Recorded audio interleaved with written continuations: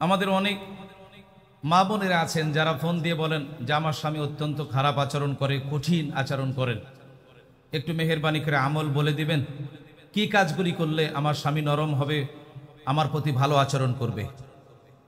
সম্মানিত মা ও বোনেরা, তাদের উদ্দেশ্যে বলবো যে আপনি 5টা কাজ করুন আর বিশ্বনবী জনাবে মুহাম্মদ রাসূলুল্লাহ সাল্লাল্লাহু আলাইহি ওয়াসাল্লামের একটি হাদিস আপনি মেনে চলুন। 5টি কাজের মধ্যে 1 নম্বর হলো, আপনার স্বামী যদি কঠোর আচরণ করে, কঠিন আচরণ করে, তাহলে আপনি প্রথম যে কাজটি করবেন ধৈর্য ধারণ করবেন। আল্লাহ রাব্বুল আলামিন কোরআনুল কারীমের মধ্যে জানিয়ে দিয়েছেন ইন্নাল্লাহা মাআস সাবিরিন, নিশ্চয় আল্লাহ রাব্বুল আলামিন ধৈর্যশীলদের সঙ্গে আছেন।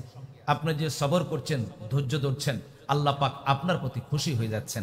দ্বিতীয় নম্বর যে কাজটি আপনি করবেন, শান্তভাবে কথা বলবেন এবং আপনার স্বামীকে বোঝাবেন।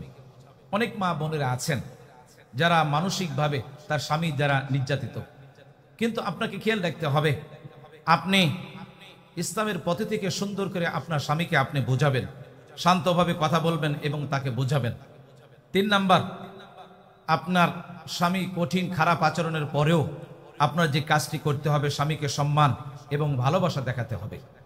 আপনি যখন তার হাজারো নিপীড়ন কঠোর আচরণের পরে আপনি তার প্রতি সম্মান করবেন, তার প্রতি ভালোবাসা দেখাবেন, 1 দিন 2 দিন 3 দিন একটা সময় তার বিবেকে নাড়া দিবে, হাই আমার স্ত্রীর প্রতি আমি যে তাকে যে কষ্ট দিচ্ছি এটা তো আমার ঠিক হচ্ছে না। কোনো এক সময় তার বিবেকে তাড়া দিবে যে আমাকে আসলে সংশোধন হওয়া উচিত। 4 নাম্বার, নামাজে মনোযোগ হবেন। আমার মা এবং বোনেরা, স্বামীকে সুন্দরভাবে পাওয়ার জন্য, তার মন নরম করার জন্য আপনাকে নামাজে মনোযোগী হতে হবে। কারণ সকল প্রকার খারাপ কাজ থেকে আল্লাহ রাব্বুল আলামিন একজন নামাজীকে বিরত রাখেন। আপনি যদি নামাজে মনোযোগী যদি হন এবং মহান আল্লাহ তাআলার দরবারে যদি আপনার স্বামীর জন্য দোয়া করতে পারেন, আল্লাহ রাব্বুল আলামিন আপনার মনের নেক মকসুদগুলি আল্লাহ পাক পূর্ণ করে দিবেন। এরপরে যে বিষয়টি খেয়াল রাখতে হবে, বিশ্বস্ত কাউকে দিয়ে হিকমাতান আপনার স্বামীকে বোঝাতে হবে। বিশ্বস্ত কারো মাধ্যমে সহায়তা নেবেন, স্বামীকে বোঝাবেন। বিশেষ করে সেই ব্যক্তিটা আপনার স্বামীর যেন কাছের ব্যক্তি হয় এবং সে যেন এত সুন্দর করে বোঝাবে যে ইসলামের আলোকে স্বামী স্ত্রী কেমন সম্পর্ক হওয়া উচিত। দেখুন সম্মানিত উপস্থিতি, এই পৃথিবীর সর্বপ্রথম সম্পর্কের নাম, সবচেয়ে দামি সম্পর্কের নাম হলো স্বামী এবং স্ত্রী। হযরত আদম আলাইহিস সালাতু ওয়াস সালাম এবং মা হাওয়া, সর্বপ্রথম সম্পর্ক এবং দামি সম্পর্কের নাম হলো স্বামী স্ত্রী।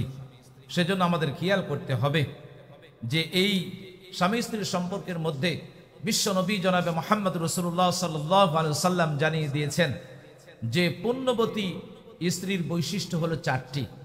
এই 4টি বৈশিষ্ট্য যদি কোনো মেয়ের মধ্যে, কোনো মায়ের মধ্যে, কোনো বোনের মধ্যে কেউ যদি অর্জন করতে যদি পারে, নিঃসন্দেহে আল্লাহ রাব্বুল আলামিন তাকে উত্তম জাযা দেবেন। শুধু তাই নয়, তার স্বামী তার আপন করে দিবেন। সে 4টি বিষয় কি? 1 নাম্বার, যে স্ত্রীর দিকে তাকালে স্বামী আনন্দ পায়। আমরা অনেক আমাদের মা বোনেরা আছেন, দেখা যায় যে সব সময় খারাপ মেজাজ নিয়ে, বদ মেজাজ নিয়ে থাকে। স্বামী দূর দূরান্তে কাজ করে, বিভিন্ন জায়গায় কাজ করে, অফিস আদালতে থাকে, যখন আসার সঙ্গে সঙ্গে বদ মেজাজ নিয়ে কথা বলে। খেয়াল করতে হবে, আপনার স্বামী যখন বাহির থেকে ভেতরে যখন আসবেন, আপনার বাসাতে যখন আসবেন, আপনি উত্তম আচরণ করবেন এবং ভালো নরমভাবে সুন্দরভাবে কথা বলবেন। 2 নাম্বার, স্বামীর পছন্দকে আপনি গুরুত্ব দিবেন। পুণ্যবতী স্ত্রীর বৈশিষ্ট্য 2 নম্বর হলো স্বামীর পছন্দকে গুরুত্ব দিতে হবে। কারণ স্বামীর পছন্দ হলো তার মা বাবাকে একটু দেখবে, তার পেছনে তার জন্য টাকা পয়সা খরচা করবে, স্বামীর ভাই বোনের জন্য টাকা পয়সা খরচা করবে, একটু দেখবে। এই বিষয়ে দেখা যায় যে অনেক স্বামী স্ত্রীর মধ্যে অনেক দ্বন্দ্ব, তার স্ত্রী এই কাজে সহায়তা করে না। আমার মা বোন, আপনাদের উদ্দেশ্যে বলবো, আপনার স্বামীর অর্জিত এই সম্পদগুলি তার মা বাবার জন্য, ভাই বোনের জন্য খরচ করতেই পারবে, খরচ করতেই পারে। আপনি সহায়তা করুন, দেখবেন যে আপনার মা বাবা, আপনার ভাই বোনের জন্য আপনার স্বামী সম্পদগুলি, টাকা পয়সাগুলি খরচা করছে। 3 নাম্বার হলো আমার মা বোনদের উদ্দেশ্যে বলবো, পুণ্যবতী স্ত্রীর 3 নম্বর বৈশিষ্ট্য হলো সাজসজ্জা কেবলমাত্র স্বামীর জন্য করবে। আমাদের সময় দেখা যায় মার্কেটে গেলে সাজসজ্জা করে, আত্মীয়র বাসায় গেলে সাজসজ্জা করে, বন্ধুর বাসায় গেলে সাজসজ্জা করে, বিভিন্ন আত্মীয় স্বজনের বাসায় গেলে সাজসজ্জা করে, অথচ নিজ বাড়িতে সেজে গুছে থাকার জন্য বিশ্বনবী নির্দেশনা দিয়েছেন।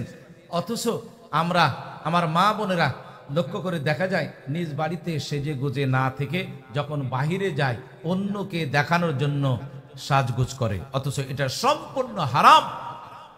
এটা জাহেলি যুগের রীতিনীতি, এর হাত থেকে আমাদের বেঁচে থাকতে হবে। 4 নাম্বার পুণ্যবতী স্ত্রী বৈশিষ্ট্য হলো স্বামীর অনুমতি ছাড়া বাহিরে যাবে না এবং বাহিরের লোক ভিতরে ঢোকাবে না।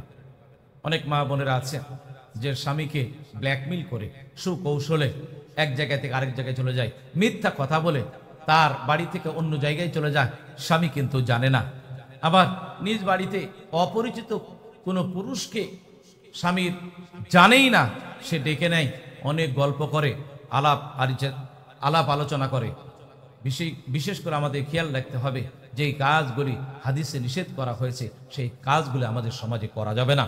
আমার মা বোনেরা, পুণ্যবতী স্ত্রীর বৈশিষ্ট্য 4 নম্বর হলো স্বামীর অনুমতি ছাড়া বাহিরে যাওয়া যাবে না, বাহিরের লোক ভিতরে নিয়ে আসা যাবে না।